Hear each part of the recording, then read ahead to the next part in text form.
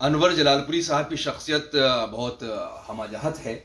یہ الگ بات ہے کہ ان کی ایک بڑی پہچان، بڑی شناخت ایک ناظم مشاعرے کے طور پر بنی، وہ ایک ممتاز ناظم مشاعرہ تھے، لیکن بہت اچھے شاعر بھی تھے۔ اور صرف شاعری ہی کیوں، نثر میں بھی انور جلالپوری صاحب کا بہت کام ہے۔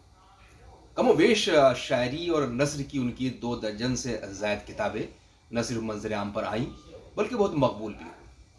تو اگر مجموعی طور پر ہم جائزہ لیں انور جلالپوری صاحب کا، تو ان کی شخصیت کے بہت سے پہلو تھے۔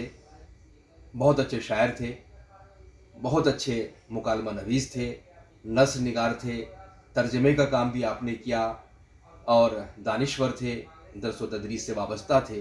تو یہ جو کام ہے انور جلالپوری صاحب کا، بڑا پھیلا ہوا کام ہے۔ میں نے ایک مرتبہ ان کا انٹرویو کیا تھا اپنے چینل عالمی سہارا کے لیے۔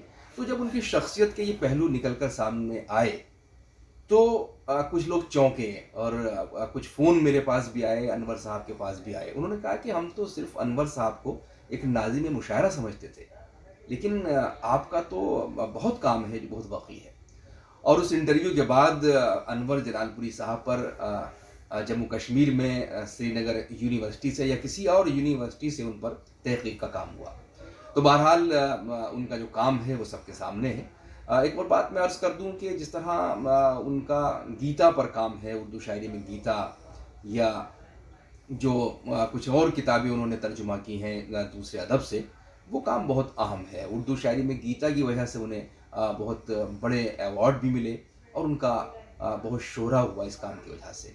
لیکن آج ہم چونکہ انور جلالپوری صاحب کو ایک ناظم مشاعرے کے طور پر یاد کر رہے ہیں، تو ظاہر ہے کہ ناظم مشاعرہ کے طور پر انور صاحب کی شخصیت کسی تعارف کی محتاج نہیں ہے۔